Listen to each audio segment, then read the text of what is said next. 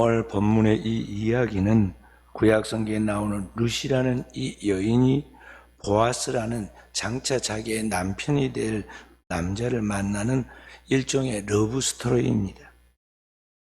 오늘 두 사람의 만남을 오늘 성경 본문 3절에서 이렇게 말씀하고 있습니다. 3절 함께 룻이 가서 베는 자를 따라 밭에서 이삭을 줍는데 우연히 엘리멜렉 친족 보아스에게 속한 밭에 이르렀더라. 오늘 두 사람의 만남을 얘기하는데 첫 만남에 여기 우연히라고 말씀하고 있습니다. 그런데 룻기서 전체를 우리가 자세히 살펴보고 이 이야기의 맥락을 가만히 묵상해 보면 결코 두 사람의 만남이 전혀 우연이 아닌 배후에서 어떤 강한 힘이 역사하시고 어떤 돕는 손길이 있어 두 사람을 맺어주는 것을 볼 수가 있습니다. 그러니까 이 두 사람의 만남과 결혼의 이야기는 우연이 아닌 배후에서 역사하시는 하나님의 섭리, 신의 섭리가 거기에 강하게 역사하고 있는 것을 우리가 볼 수가 있습니다. 먼저 우리가 알아야 할 것은 이 룻이라는 여인이 이스라엘의 유대인들이 이제 모인 그들의 모임, 그 이스라엘 총회에 들어올 수 없는 여인이라는 것입니다. 원칙적으로 하면 룻은 이스라엘 백성 사람들이 사는 그 공동체에 들어올 수 없는 사람이었습니다. 왜냐하면 그 여인은 출신이 모압 여인이었기 때문에 그러한 것입니다. 구약의 율법을 집대성한 말씀이 여기 신명기 말씀인데 신명기 23장 3절에 보면 이렇게 말씀합니다. 신명기 23장 3절 말씀 함께 암몬과 모압 사람은 여호와의 총에 들어오지 못하리니 그에게 속한 자는 10대뿐 아니라 영원히 여호와의 총에 들어오지 못하리라. 우리는 이렇게 하나님의 말씀에 규정하고 있어요.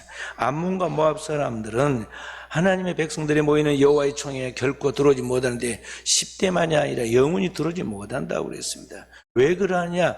이 백성들은 부정한 백성이기 때문에 그러하다는 것이죠. 여기 모압과 암몬 족속은 어떻게 태어났느냐 하면은 아브라함의 조카 롯이 아브라함을 떠나서 소돔과 고모라에 가서 살다가 소돔과 고모라가 하나님 심판을 받게 될 때 그때 천사들을 통해서 구사일생으로 살아난 사람이 롯이라는 사람입니다. 이 롯이라는 사람의 아내가 소돔과 고모라에 대한 미련을 뒤돌아보고 소금기둥이 되었고 롯은 두 딸을 데리고 그 죽음의 자리에서 벗어나서 동굴 속에서 살게 되었는데 그때 그 롯과 그 두 딸들 사이에서 이 자손이 태어나게 됩니다. 그러니까 이 자녀들이 이 정상적인 자녀가 아니라 이 부정한 자녀라는 거죠. 그래서 이런 부정한 불결한 자녀에 대하여 하나님의 총에 들어오지 못하도록 하나님께서 법을 규정했어요. 애굽 사람들도 이방인이지만은 10대가 되면 이스라엘 총에 들어올 수가 있지만은 애굽 사람만큼 모압과 암몬 자손만큼은 10대뿐만 아니라 영원히 들어오지 못한다고 오늘 율법이 규정을 했어요. 하나님 말씀하시고 내가 거룩하니 너희도 거룩해 한다. 오늘 우리를 거룩하게 말씀하시는 그 하나님께서 이스라엘 백성들의 총에 이 모압과 암몬 후손들이 들어오지 못하게 되어 있는데 어떻게 이 모압 여인이 여호와의 총에 들어올 수 있는가 하는 것이죠. 그것도 하나님의 구속사에 그 이름을 올리는 귀한 사람으로 예수님의 족보에 들어가는 귀한 여인으로 등장하게 돼요. 어떻게 그렇게 될 수 있었는가? 그 비하인드 스토리가 오늘 1장에 나옵니다. 이스라엘 민족이 가나안 땅에 들어가 자리를 잡아가던 그 시대가 사사시대인데 이때 이스라엘 땅에 큰 흉년이 들었습니다. 그래서 이 유대 베들레헴의 유력한 집안이었던 엘리멜렉이라는 사람이 이게 여기 가만히 있다가 다 굶어 죽겠다 싶어서 영리하게 결정을 내렸는데 그게 뭐냐면 그의 아내 나오미와 함께 두 아들 말론과 기론을 데리고 모압 땅으로 잠시 이민을 갑니다. 기근을 피하기 위한 영리한 판단을 내린 것입니다. 그리고 그곳에 가서 한동안 형통하게 보입니다. 10년 동안 잘 살았습니다. 그곳에서 두 자녀도 결혼을 시켜서 이제 부모로서 걱정이 없게 되었습니다. 그런데 거기까지였습니다. 인간이 생각하고 인간이 잘한다고 하는 것의 한계는 항상 여기까지입니다. 그들이 10년이 지나고 났을 때 그들의 인간적인 생각과 예상과는 달리 안타깝게도 나오미의 가정에 큰 재난과 위기가 다가옵니다. 그래서 그 집안에 나오미의 남편이었던 엘리멜렉과 그의 가정을 이어가야 할, 대를 이어가야 할 두 아들이 모두 죽게 됩니다. 이제 남아있는 것은 나오미와 거기에 자손을 아직 낳지 못했던 두 며느리뿐입니다. 아무런 경제적인 생산 능력이 없는 당대 가장 낮은 계층의 불행한 사람들이 뭐냐, 고아와 과부들인데 과부만 남게 되고 말았습니다. 인간이 자기 생각이 옳다고 생각하고 판단하는 그대로 나가면 그것이 처음에는 잘 될 것 같습니다. 그러나 그 끝이 좋지 않다는 걸 알아야 합니다. 인간적인 신앙은 이것은 한계가 있다는 것이죠. 인간의 신앙에, 인간이 하나님을 믿는 신앙의 단계가 세 가지가 있는데, 단계 있는데, 첫 번째는 이 본능을 따라 자기가 믿고 나가는 육의 신앙이 있습니다. 두 번째는 자기의 머리로 믿는, 자기 이성적인 판단을 따라 믿는 혼의 신앙이 있습니다. 그런데 그 혼의 신앙이 오늘 여기 나오미의 가정의 신앙의 수준이었습니다. 그런데 그 혼의 신앙이 있는 그것이 한계가 있다고 방금 말씀드린 것 같이 어떤 큰 사건, 인간의 이성을 벗어난, 인간의 한계를 벗어난 그런 일과 재난을 부딪히게 되면은 그때부터 사람은 감당치 못하는 위기 속에서 방황하게 되는 것이죠. 인간의 이 혼이 나야 깨집니다. 오늘 나오미의 가정에 하나님의 성전이 있고 하나님의 백성들의 총의가 있는 이스라엘 땅을 버리고 그들이 그 불결하게 여겼던 이방 땅 모압으로 거기에 가서 그들의 목숨을 유지하려고 영리한 판단을 내린다고 그들이 생각했지만 그것이 결국 그 영혼이 잘 되는 일이 아니었기 때문에 그것에서 이제 재난에 부딪히게 되었다는 것이죠. 그래서 거기에서 재난을 통해서 큰 혼이 나고 난 다음에 그들이 영적으로 도약을 하게 됩니다. 그러니까 오늘 룻이 나오미와 함께 모압에서 이스라엘로 돌아오는 이 사건들을 통해서 이 그 가정은 혼의 신앙에서 영의 신앙으로 지금 도약하고 있는 단계인 것을 볼 수가 있어요. 그래서 이제 모든 것을 하나님의 음성을 듣고 하나님의 성령의 감동을 쫓아 믿는 신앙의 단계가 뭐냐면 영의 신앙이라고 말할 수가 있습니다.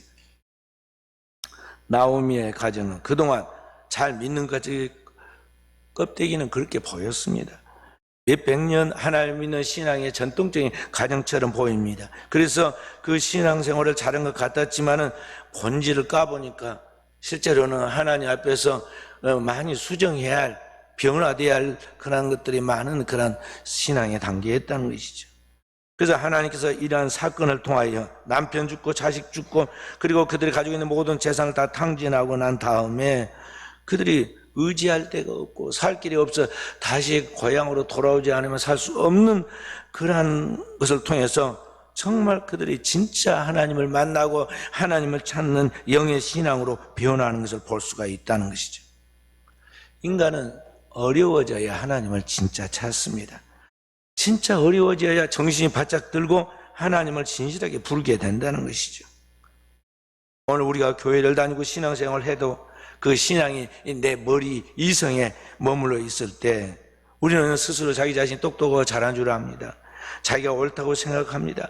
그래서 남의 말을 절대 듣지 않고 교만합니다. 그러다 어느 순간인가 자기 스스로 해결할 수 없는 그런 이성의 범주를 뛰어넘는 사건들이 벌어지면 그때 당황하고 놀라게 되죠. 동서남북을 둘러봐도 아무도 그를 근본적인 그 문제를 도와주거나 해결할 자가 없습니다. 그때서야 하나님을 찾습니다.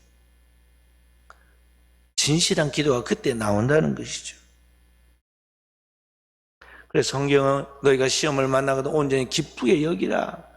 이러한 시련이 너희를 연단하게 하고 너희를 더 성숙하게 만들어서 하나님 앞에서 온전한 사람이 되게 하기 때문이라고 성경은 그렇게 말씀하고 있습니다. 인간이 하나님 앞에서 불구덩이에 떨어져서 혼이 나고 깨어져서 그렇게 나아갈 때 인간이 드디어 이제 성숙하게 되어지는데, 그때 우리가 그 문제를 풀어가는 그 방법이 뭐냐면, 우리가 하나님을 믿는다 했지만 제대로 믿지 않는 그 믿음을 새롭게 하는 것입니다. 요한일서 5장 4절에 말씀하시기를 세상을 이기는 이김은 무엇이냐? 곧 너희의 믿음이다 그랬습니다. 함께 읽어봅니다. 우리 하나님께로부터 난 자마다 세상을 이기느니라. 세상을 이기는 승리는 이것이 우리의 믿음이니라.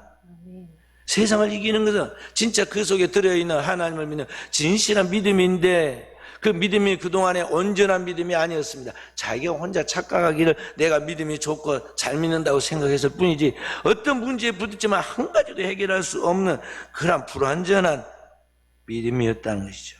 그런데 우리 주 예수 그리스도를 믿는 확실한 믿음, 그리스도 예수께서 하나님의 아들이심을, 그가 우리를 죄에서 구속하시고 그를 통해서 우리가 영원한 생명을 얻고 하나님 앞에 간다는 이 분명한 복음의 사실을 믿는 믿음, 그 예수 그리스도를 제대로 믿는 그 믿음이 오늘 우리로 하여금 우리에게 당면하는 그 문제들을 해결하게 한다는 것이죠.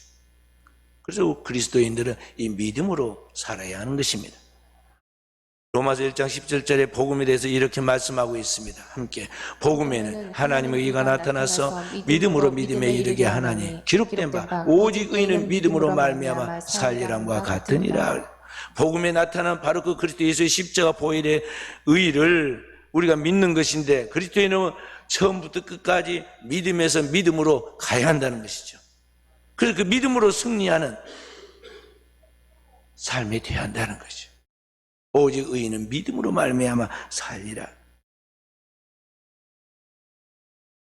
이제 믿음을 하나씩 회복해 나가는 이 나오미가 살 길이 무엇인가? 하나님 앞에 기도하며 생각하니까 그가 믿음에서 떠나서 세상적인 방법으로 살았던 그 자리를 다시 돌아가야 했습니다. 그래서 나오미가 이스라엘 땅으로 돌아오려고 합니다.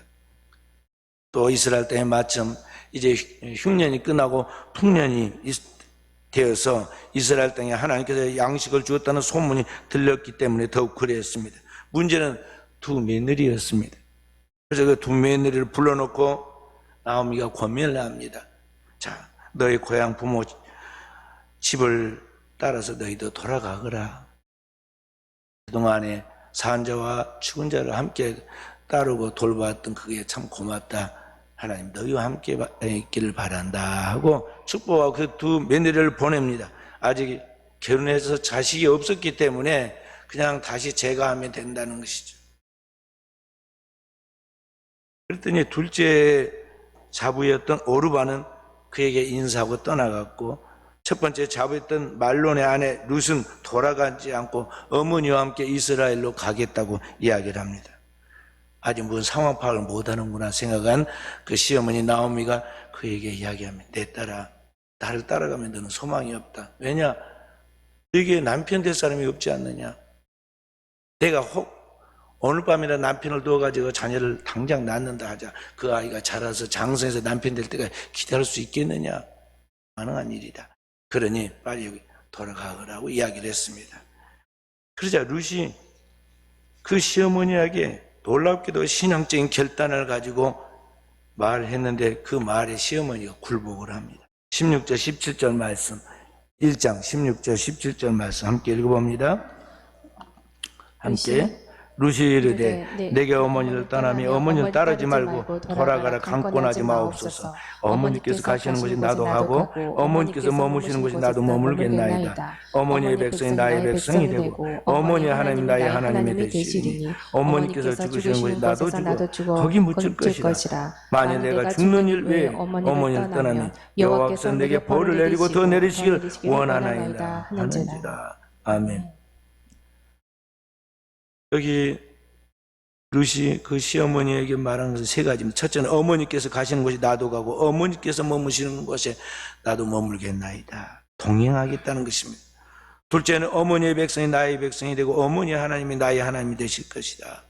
이스라엘 백성들의 총에 속하여서 하나님을 경외하겠다는 겁니다. 셋째는 어머니께서 죽으시는 곳이 나도 죽어 거기에 묻힐 것이다. 죽는 것에 어머니를 떠나며 여호와께서 내게 벌을 내리고 더 내리시길 원하나이다. 어머니의 집에 영원히 내가 그 이름을 올리겠다는 그런 이야기입니다. 너무나 분명한 신앙적 고백과 결단을 하는 것을 바라보고 시어머니 나오미가 도리어 설득당하고 할 말을 잊고 감동하죠. 그리고 며느리를 데리고 고향으로 유대 베들레헴으로 돌아옵니다. 자, 고향에 돌아온 바로 거기에서부터 이제 루시의 생애가 새롭게 이제 변화하기 시작합니다. 고향에 보아스, 룻과 나오미가 돌아온 그때가 어느 때냐면 보리와 밀을 추수하는 그런 맥추절기였어요. 그래서 지금 우리나라의 그 절기 때와 비슷한 때입니다. 이 맥추절기였어요. 그래서 돌아온 나오미는 사람들 얼굴 보기 어려웠어요. 왜냐하면 잘 유력한 집이었는데 완전히 망해가지고 사람들은 금이 환영한 줄 알았는데 망해가지고 그렇게 돌아와서 네가 진짜 그 옛날 그 유명한 나오미냐고 사람들이 수군거리는 소리가 너무 듣기 싫었습니다. 그래서 숨어있다시피 집에 머물러 있습니다. 그런데 룻은 그 시어머니를 공개하기 위하여 밭에 나가서 이삭을 줍도록 허락을 받죠. 그리고 시어머니 허락을 받고 처음으로 일을 나가서 보리 추수하고 있는 그 밭을 찾아가지고 거기에 우연히 들어가서 거기에 보리싹을 주었는데 우연히 들어간 그 밭이 누구냐? 장차 그의 남편이 보아스라는 사람의 밭이었다는 것이죠. 이제 오늘 3절의 말씀이에요. 3절 다시 한번 읽어봅니다. 2장 3절. 룻이 가서 베는 자를 따라 밭에서 이삭을 줍는데 우연히 엘리멜레의 친족 보아스에 속한 밭에 이르렀더라. 아무것도 그 상황을 모릅니다. 환경도 모르고 지리도 모르고 더욱이 인간관계의 사람은 더 모르는데 처음 간 그 땅에서 그 밭에 가서 이삭을 주우러 갔다가 만난 사람이 바로 이 보아스이고 보아스의 밭이었다는 것이죠. 한나절쯤 일을 하고 났는데 마침 일하는 것을 보러 나왔던 그 밭의 주인인 보아스가 일하는 사람들을 와서 격려하고 그들을 축복합니다. 그리고 둘러보다가 처음 본 소녀 하나를 보았는데 저 멀리 떨어져 가지고 곡식단 사이에서 이삭을 줍는 소녀가 있습니다. 그래서 일꾼을 부리는 사람에게 불러가지고 저 소녀가 누구냐고 물어보니까 그가 대답을 해줍니다. 5절 말씀 2장 5절 함께 다시 읽어보죠. 보아스가 베는 자들을 거느린 사원에게 이르되 이는 누구의 소녀냐 하니 6절 베는 자를 거느린 사원이 대답하여 이르되 이는 나오미와 함께 모압 집안에 돌아온 모압 소녀인데 그의 말이 나를 베는 자를 따라 단서에서 이삭을 죽게 하소서 하였고 아침부터 와서는 잠시 집에서 쉰 일 외에는 계속하는 중이다. 지금까지 계속하는 중이다 하고 설명을 해줘.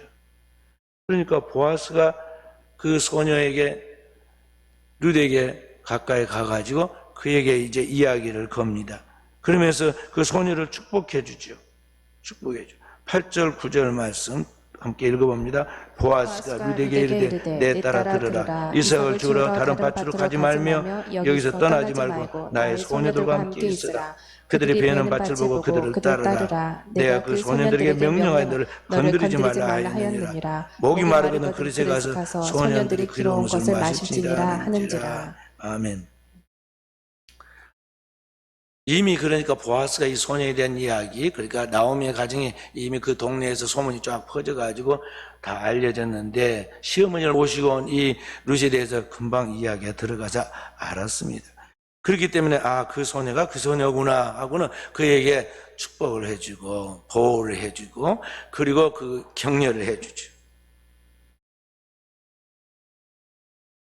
처음 들어온 이스라엘 땅에서 낯선 사람으로부터 두려움을 느끼게 되어 있는데 도리어 그 사람이 위로와 호의를 해주고 그렇게 축복을 해주는 말을 듣고는 이 룻이 감격하죠. 그래서 감사 인사를 답례합니다. 10절 말씀 함께 룻이 엎드려 얼굴을 땅에 대고 절하며 그에게 이르되 나는 이방 여인이거늘 당신이 어찌하여 내게 은혜를 베푸시며 나를 돌보시나이까 하고 인사를 하죠. 그러자 보아서 다시 그녀를 칭찬하고 축복합니다. 내가 이방 땅에서 내 시어머니를 잘 모시고 지금도 돌아와서 시어머니를 잘 모신다는 이야기를 들었는데 하나님이 너를 축복해 주고 너가 이방 땅 그 땅에서 이곳에 이스라엘 땅으로 왔으니까 하나님께서 그 날개 아래 보호받으러 너를 축복해 주시기를 원한다 하고 믿음의 말로 그를 축복해 줍니다. 그랬더니 그 여인이 그게 자기에게 큰 축복이 된다는 걸 알고는 믿음으로 아멘으로 받습니다. 13절 말씀 함께 루시 이르되 내 주여 내가 당신께 은혜 있기를 원하나이다. 나는 당신의 하늘 중에 하나와 같지 못하오나 당신이 이 하늘을 위로하시고 마음을 기쁘게 하는 말씀을 하셨나이다 아니라. 아멘. 자, 그렇게 해서 이 보아스와 룻이 그의 밭에서 잠깐 만나고 대화하는 가운데서 이게 첫 만남이 시작되었는데 이 두 남녀가 맥주절이 끝나기 전에 그 수확 기간이 끝나기 전에 두 사람의 사랑의 그 러브 스토리가 완성되고 결혼에 이르게 됩니다. 그리고 그 이야기가 이제 끝나기 전에 보면은 이런 모든 이야기가 결혼까지 가게 되는데 두 사람이 교제할 때 너무나 하나님의 말씀에 근거한 깨끗한 교제를 하고 결혼까지 일사천리로 잘 풀어집니다. 마치 누군가가 뒤에서 돕는 것 같이 분명하게 뭔가 그들을 이끌고 도와준 것 같이 일이 잘 풀려나가는 것을 볼 수가 있어요. 이 두 사람이 어떻게 해서 이제 결혼에 이르게 되느냐 하면요. 이스라엘은 계대 결혼이라는 풍속이 있습니다. 계대 결혼이란 뭐냐면은 한 남자가 결혼을 했는데 자녀가 없이 죽었습니다. 그렇게 되면은 그 부인을 그 동생이나 그렇지 않은 가까운 친족이 결혼해가지고 대신 죽은 자를 대신해서 결혼해서 그 죽은 자의 이름으로 대를 이어가는 것입니다. 그걸 계대 결혼이라 하는데 여기 성경에는 뭐라고 나와 있느냐면 뭐라고 나와 있습니까? 기업 물을 책임이 있다고 그러죠.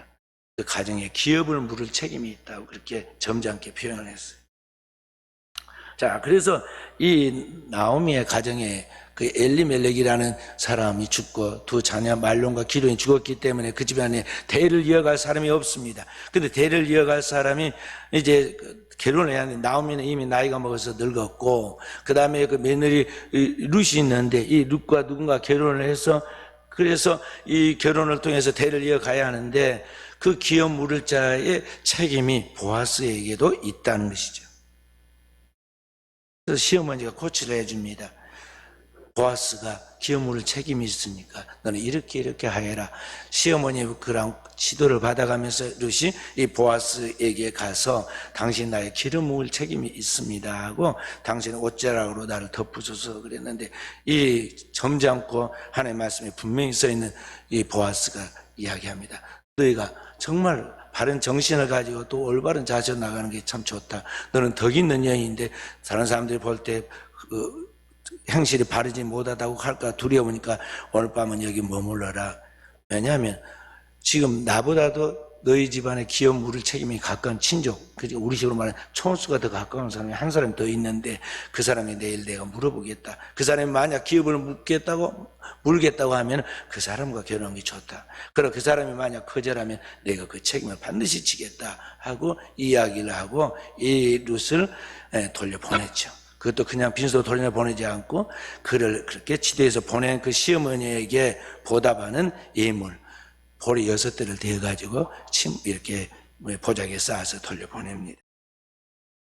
그렇게 해서 돌려보냈는데 나중에 어떻게 됩니까? 보아스가 다음날 일찍 성문에 서서 장로들을 초청해 놓고 엘리멜렉이 가까운 친족이 지나가는 기다렸다가 그를 불러놓고 이야기합니다. 이제 나오미의 가정이 이렇게 빈손으로 돌아왔고 자녀가 후사가 없으니 누군가 기업을 물어야 하는데 자네가 첫 번째이니 기업을 이어받겠느냐 그러니까 받겠다고 이야기합니다. 그러면 그때 기업을 이어받을 때 이 이방 여인인 모압에서 온 룻이라는 여인과 결혼을 해야 한다. 그 이야기를 하니까 아니 그건 안 된다고 그러죠. 왜 그랬을까요? 여기 말로는 손해가 있을까 하여 그랬는데 손해라는 게 다른 것이 아닙니다. 여기 하나님께서 이방이 모압과 암몬의 가정들은 영원히 이스라엘 총에 들어오지 못한다고 그랬어요. 일종의 저주받은 백성들이고 그 이방 사람입니다. 그와 결혼한다는 것은 그만큼 불명예를 가져오고 집안이 좋지 않은 것을 가져온다고 생각을 한 거예요. 그래서 그가 거절하자 네가 거절하면 내 다음은 나니까 내가 그 기업을 물으겠다. 그리고 장로와 그 성읍사람들 초청해놓고 내가 나오미의 집에 모든 기업을 이어받겠고 그리고 그의 후손 중에 말론의 아내였던 이 룻과 내가 혼인하여 대를 이어가겠다고 선포를 하죠. 그러자 이스라엘의 장로와 그 백성들이 그를 축복해 줍니다. 4장 말씀 11절 12절 말씀 함께 읽어봅니다.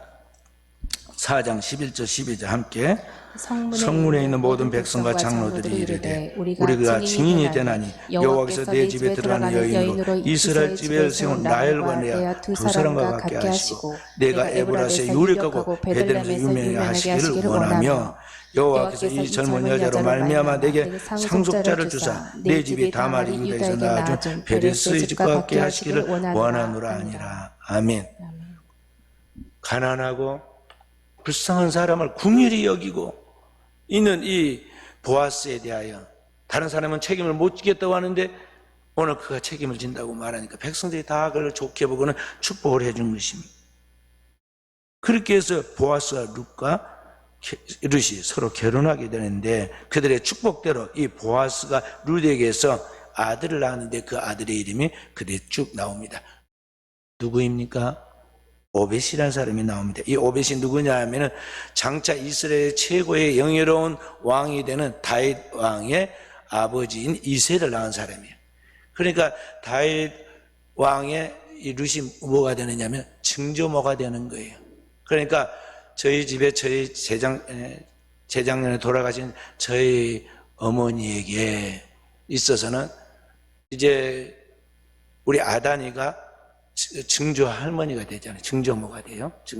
증조 할머니. 그러니까 그런 지금 계보입니다. 그럼 먼 이야기 아니에요. 가까운 이야기예요. 한 집안에 명예로운 이름을 얻게 된 거죠. 그러니까 이 룻이라는 여인은 절대 구원받을 수 없는 이방인이었고 불행한 환경 속에 있었지만은 그가 믿음 안에서 하나님을 선택하고 믿음 안에서 순종해서 나아갔을 때 또 하나님의 계명을 따라 부모를 공개하고 나아갔을 때 그에게 하나님의 축복이 주어졌는데 땅에서 잘되고 장수하는 축복대로 그에게 이스라엘의 최대의 영예인 다윗 왕의 증조모가 되고 더 나아가서 다윗이 1000년 후에 이 세상을 구원하는 구원자이신 예수 그리스도를 낳음으로 예수 그리스도의 조상이 되는 예수 그리스도의 구속의 족보에 오르는 여인이 되었다는 것입니다. 그래서 오늘 하나님 말씀의 핵심이 뭐냐면 여러분과 저에게 있어서 살아가는 모든 삶에 우연은 없다는 것입니다. 우리의 삶의 모든 것 속에 하나님의 구속의 섭리가 거기에 들어있는 것입니다. 하나님이 어찌하여 이스라엘 백성의 이 나오미의 가정을 모압 땅으로 보내었고 모압에서 룻이라는 여인을 불러왔는가? 역대하 16장 9절에 하나님 말씀하시기를 하나님은 온 땅을 두루 감찰하여 전심으로 자기를 향하는 자에게 능력을 베푸신다고 그랬어요. 그러니까 그 이방 땅에 모압 땅에 살고 있었던 그 무명의 여인, 이 룻이라는 여인을 하나님이 주목해 보았고 그 중심을 보고 그를 불러온 것이죠. 그리고 그에게 하나님 말씀의 씨앗을 넣으니까 얼마나 확실하고 분명한 믿음의 사람이 되어서 시어머니만 감동시킨 것이 아니라 그의 남편 될 사람, 그리고 동네 사람, 그리고 자손들에게까지 그 믿음의 파장이 엄청난 영향을 미치는 걸 본다는 것이죠.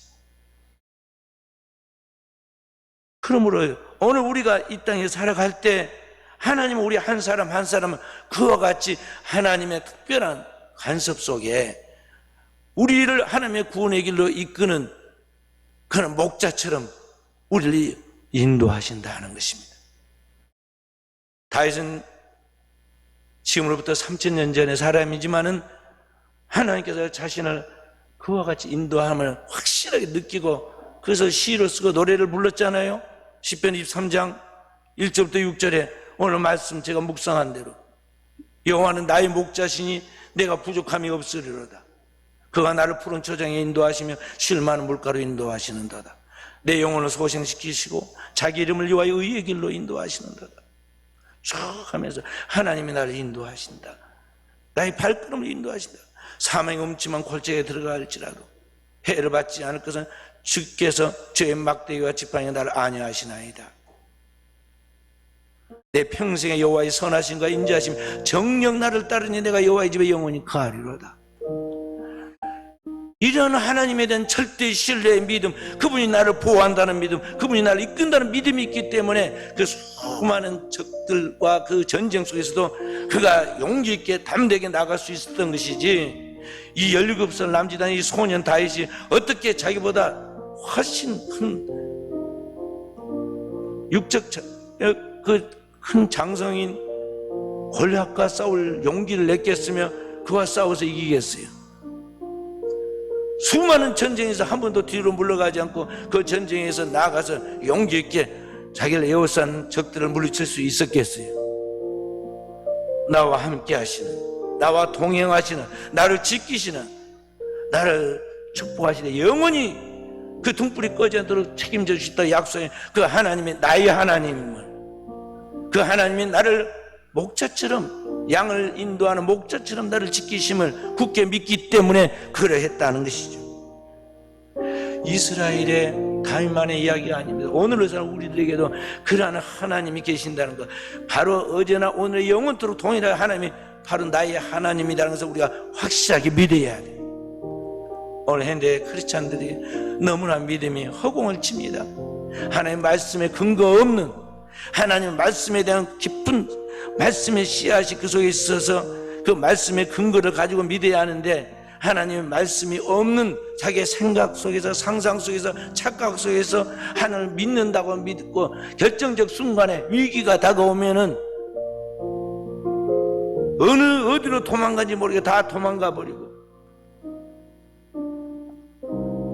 조그만 위기만 부딪히면은 절망과 좌절 가운데 입에서 한숨이 터져 나오고 부정적인 말이 나오고, 그렇게 해서 어떻게 우리가 이 어둠의 세계를 이기고 영적 싸움에 마귀와의 싸움에서 승리하고 세상 속에 그리스도를 보여주는 하나님의 백성들의 영광을 나타낼 수 있겠느냐는 것이죠.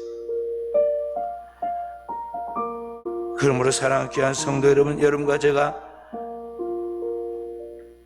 오늘 우리의 삶 속에 내 삶의 중심의 그 배후에 그 살아계신 하나님이 나의 하나님으로 나를 인도하시고 보호하시고 역사하시는 걸 굳게 믿고, 살든지 죽든지 내 몸에서 그리스도만이 정직해 되도록 주님 중심적인 삶을, 주님을 높이는 삶을, 주님의 이름을 붙들고 담대하게 외치고 나가는 삶을 살아가는 종들이 되어서 오늘의 이 시대 모든 사람들에게 하나님의 영광을 드리는 깨어있는 종들이 되어지기를 바랍니다. 사도 바울은 로마서 12장 1절 2절에 이렇게 말씀하였습니다. 로마서 12장 1절 2절 말씀 함께, 그러므로 형제들아 내가 하나님의 모든 자비하심으로 너희를 구원하노니 너희 몸을 하나님의 기뻐하시는 거룩한 산재물로 드리라. 이는 너희가 드릴 영적 예배니라. 너희는 이 세대를 본받지 말고 오직 마음을 새롭게 함으로 변화를 받아 하나님의 선하시고 기뻐하시고 온전한 뜻이 무엇인지 분별하도록 하라 그랬습니다.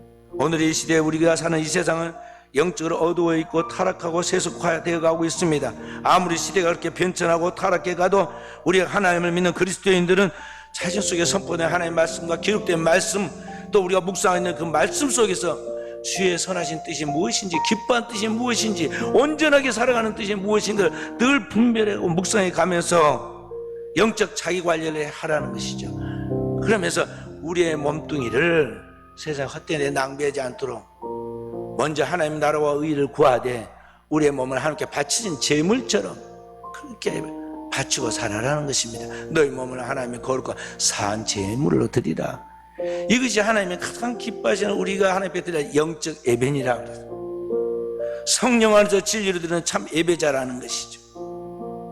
그러한 예배자가 될 때 마치 빛이 갈 때 어둠이 벗겨지듯이 그리스도인이 살아있는 진정한 믿음의 사람이 가는 그곳에 원수막이나 한길로 갔다 7길을 흩어지고 그의 삶의 모든 재난과 위기들이 다 벗겨지고 그 앞에 하나님의 시온의 대로가 열리고 하나님의 축복의 문이 열리고 하나님이 우리와 함께해서 역사하신 것이 우리가 경험되고 체험된다는 것입니다.